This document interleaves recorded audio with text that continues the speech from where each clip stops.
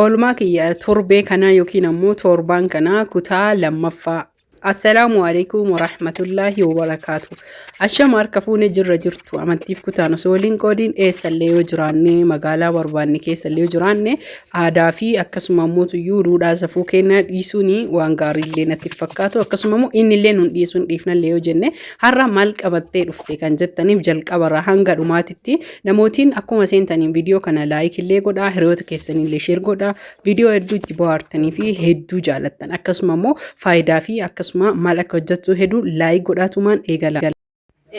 Akkaataa jechuudha marqa garbuu yookiin ammoo tuyyuu garbuun faayidaa qaama keenyaatiif jabina lafeetiifis tahee akkasuma namootiin coggaarraa qaban heddumminaanillee daa'immaniifillee tahee nama guddaa fi baay'ee bareeda. Marqa garbuu orijinaalaa fi akkasuma ammoo tuyyuu dhadhaa nasaa irraa faayidaa baay'ee qaba qaama keenya. Faatahu malee jalqaba irratti akkuma argitan kana kobotaa yookiin ammoo kosii yookiin ammoo tuyyuu akkuma baratame jechuudha. Bobbaa horii irraa kan qophaa'ee asii qopheeffadhee marqa garbuu marqeesin agarsiisuu fi jalqaba irratti qorii jechuudha. Namootiin qorii keessanii haaraya bitattananillee isin waliin haaraya haala kanaan jechuu sukaayii yookiin xeenaddaamii keessa kaayuudhaan dhadhaa keessatti dinnee haala kanaan dhiifna dhadhaa baqa akka foolii mana keenya keessatti hin taane jechuudha. Hundumaafuyyuu keessa ture gara akkas baatii ga'ee jira waan ta'eef har'a bishaan ho'aa fi saamunaadhaan bareechisee dhufe bishaan akkuma argaa jirtan kana maashina qopheeffadhee dhiquudhaaf deemaa jira. Keessa bishaan ho'aa qofaan dhiqa. Garuu ammoo tuyyuu kanneen kurree akkasuma ammoo tuyyuu guutuu isaa akka foolii na jalaa hin dhoofne bishaanii fi saamunaan zafazafee dhiqaa hanga xumuraatitti laayikillee sheerillee godhuun na waliin turtii gaarii taasisa. Jalqabarraa hamma dhumaatitti marqi garbuu akkamitti akkuma baratame marqi garbuu marquun hin ulfaata. Yeroo tokko ammoo marqi garbuu hin jabaataa akkas baqqalaaqitii hedduu gaafata. Walumaan irree itti baafnaa laayik laayikiin isinitti haa baru viidiyoon ifaajee fi dadhabbii hedduu qaba. Akkuma argaa jirtanii qoriin jechuudha.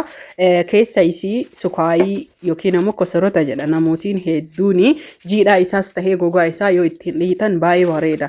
Waa'ee qorii kanaa jechuudha warri qorii dalaysiifatan meeshaa aadaa waan hojiin kiyya meeshaa namaa geessu ta'eef jecha yeroo dhiqxanii qorii kana jechuu callee isaa akka irraan jigne sirriitti eeggachuu akkasuma ammoo qorii dhiidhee ogeessin akkamitti goysina ka jedhullee addaan isinii baasee ifa isinii godha.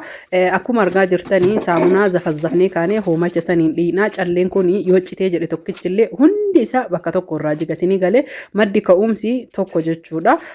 Kanaaf sababni qorii kana dhiqaa jiruu fi awwaarallee qabdii hordoftoota fi kabajamtoota kiyya dhukkee jechuudha.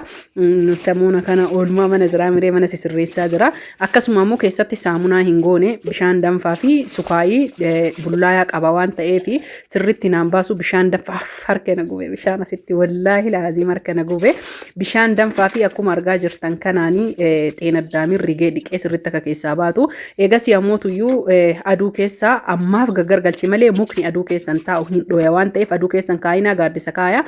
Amma asitti oyitee kiyyaa dhiqaa jira. Oyitee dhiquu fi isin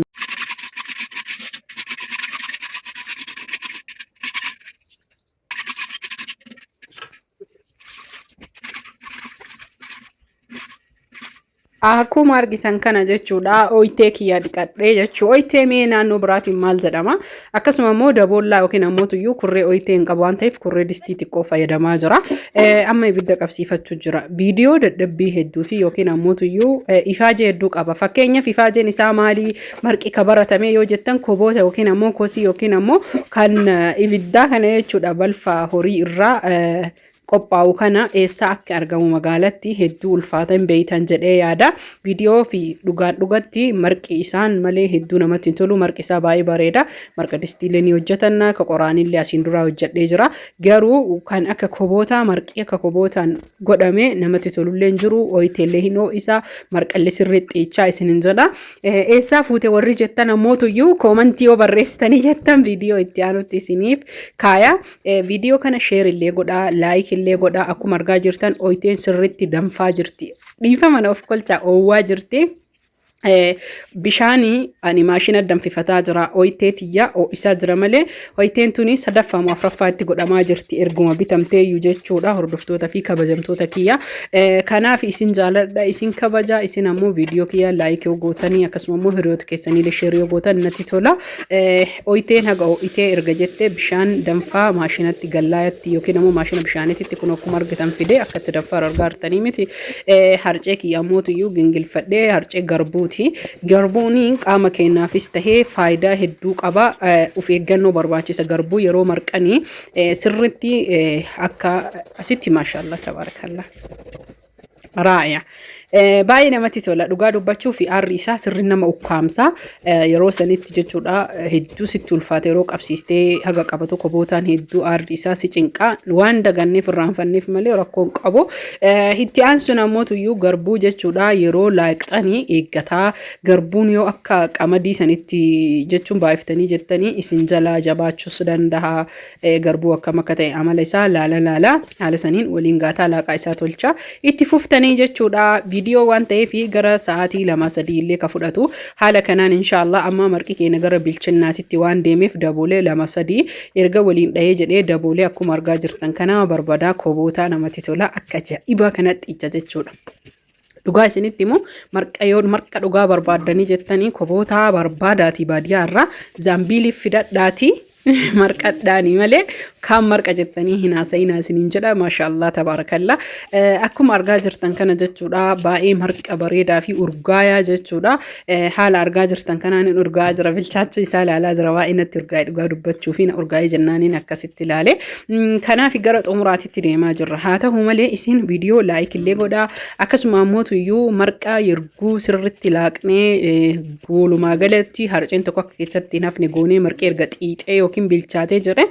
karaan itti deemnu qorii keenya reef dhiqanneessan fuunee dhadhaa kiyya baay'ifadhee jira waan bakka tokko baay'isuu fi isin hin agarsiifne jechuun osoo amma baay'isee rakkoon qabu kama dura bakka tokko baay'isee irraa fuudhee dho'ifadhee qorii keessa rigee waaw maashaallah chaalenjii marqa garbuu baay'ee bareedaa tureeyyuu nama gammachiisa asitti ammoo fal'aa namaa hin qabaanne fal'aa namaa dhiiste yoo jettanii